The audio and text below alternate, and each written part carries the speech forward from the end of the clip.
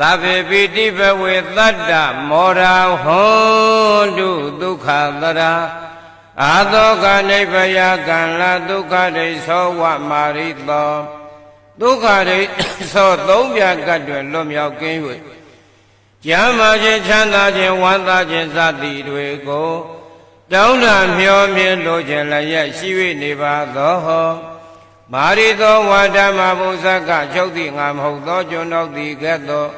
ဒီဘဝေကာမရူပအရူပဟုလောကသုံးရပုံသုံးဓာ၌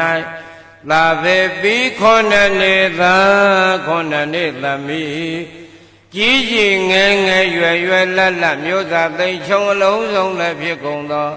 တတ္တပုဗ္ဗရွာရွာတတ္တဝါမှန်သမျှတို့သည်တရာနေညစ်မပြမလပိသနာပြန်ခရာမြမှန်စွာမတိန်အချင်းခတ်သိမောရာကြည်မြွေလန်းစွာပိတိပံနေဖြာကြပြီးလျံဝမ်းသာရွှင်မြူကြည်နူးနိုင်ကြကုန်သည်ဒုက္ခကိုယ်စိတ်နှပြလိုအိစားဖြင့်ချမ်းသာရွှင်ပြပြီးပြီးဆုံးကြကုန်သည်အာသောကမညိုမမိတ်တကူအရှင်၍သို့ရိမ်မနှောင်ကြောင်းကြမှုတွေကင်းဝေး၍နေကြကုန်သည်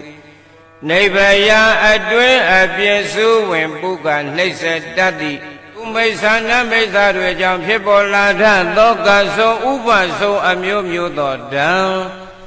အန္တရာယ်ခပင်ရန်ဆွဲတဲ့အကုန်ကင်း၍အလင်းမရှိကြကုန်သည်ကန္နာလေးပြတရင်ရုပ်လုံးကင်း၍ခံတင်လန်းစွာကြမ်းပါကြကုန်သည်ဟွန်တို့ယနေ့ယခုစီးဘူးလို့ရသည်ဓမ္မသဝနာဓမ္မဒေသနာကုသိုလ်အတူအစွမ်းနေနဲ့ဘုဒ္ဓအတိမေတ္တာဓာအရှိန်စောအာနုဘော်တို့ကြောင့်ရွှေပြည်တော်နိုင်ငံခရိုင်နယ်ပဲမကြငြိမ်အေ၍လေးစေသာယာရှိတော်မူနိုင်ကြပါစေကုန်သတည်း